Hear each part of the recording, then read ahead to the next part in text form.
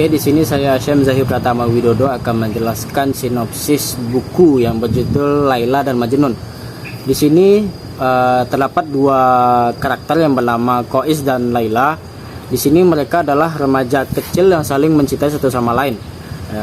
Mengapa bisa mencintai satu sama lain? Karena mereka saling bermain bersama dan bertepatan di satu sekolah yang sama. Ketika sudah tamat sekolah, mereka berencana untuk menikah. Namun adab di sana tidak menerima pernikahan mereka karena alasan tertentu. Mereka hanya bisa melampiaskan rasa cintanya itu hanya dalam bentuk diam-diam. Lalu di suatu saat si Kois mendapat ajakan dari seorang ayah untuk berdagang, untuk mencari pengalaman agar bisa berdagang. Namun si Laila tidak bisa menerimanya, tetapi si Kois tidak mau harus pergi dengan ayahnya. Karena memiliki rasa cinta yang terlalu tinggi, jadi di sini si Kois memberikan sebuah kalung permata untuk si Laila.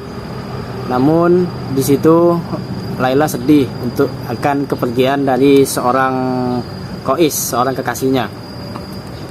Lalu setelah si Kois pergi, Laila hanya bisa menciptakan sebuah syair untuk melepaskan kerinduannya dan juga meratapi kalung yang diberikan oleh si Kois. Tidak lama hari kemudian, ayahnya membawa seorang saudagar kaya yang bernama Sa'ad bin Munif.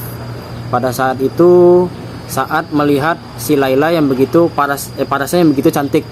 Lalu si Sa'ad ingin melamarnya dengan mas kawin sekitar 1.000 dinar kepada ayahnya. Ayah pun tanpa berpikir panjang langsung menerima mahar tersebut. Karena si Laila masih cinta terhadap Kois yang masih setia, Kois tidak bisa menerimanya. Namun dan juga dia tidak bisa membantah permintaan dari sang ayah.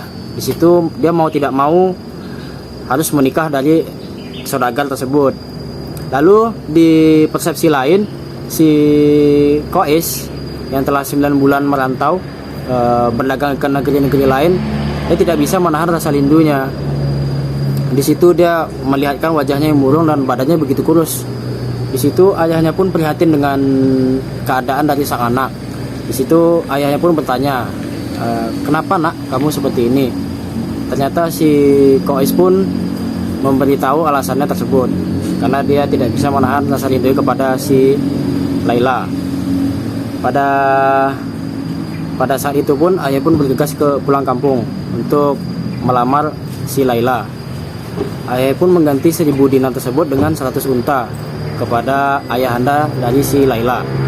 Namun di situ ayahanda si Laila pun menolak mentah-mentah mahar yang diberi oleh si ayahandanya si Kois. Maaf.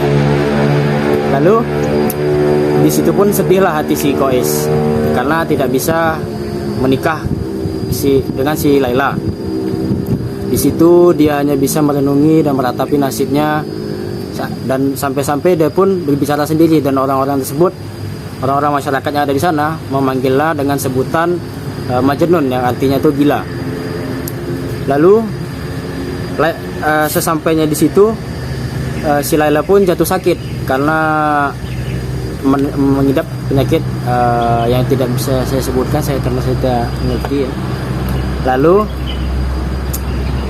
dari sakitnya tersebut dia memanggil-manggil nama Kois, tolong datang ke sini. Dan laki-laki di situ pun menyampaikan pesan tersebut kepada Kois. Lalu Kois pun datang.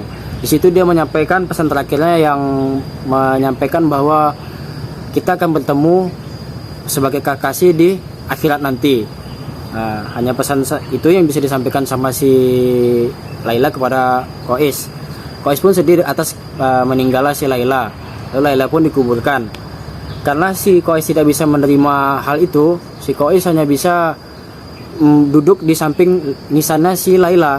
Di situ dia tidak makan, dia tidak minum, dan akhirnya dia pun ikut meninggal di situ. Dan ajaibnya setelah 10 tahun dia meninggal, terdapat sebuah pohon yang saling berpelukan di situ pucuknya. Jadi hanya itu saja ceritanya. Resensi dari buku ini yaitu adalah Mari kita sama-sama membaca buku ini, karena buku ini berceritakan tentang bagaimana kesetiaan itu terjadi walaupun telah memiliki orang lain. Percuma Anda memiliki harta yang bergelimang tetapi tidak bisa mencintai, karena cinta itu didapat di hati bukan di harta. Oke, hanya itu yang bisa saya sampaikan. Assalamualaikum warahmatullahi wabarakatuh.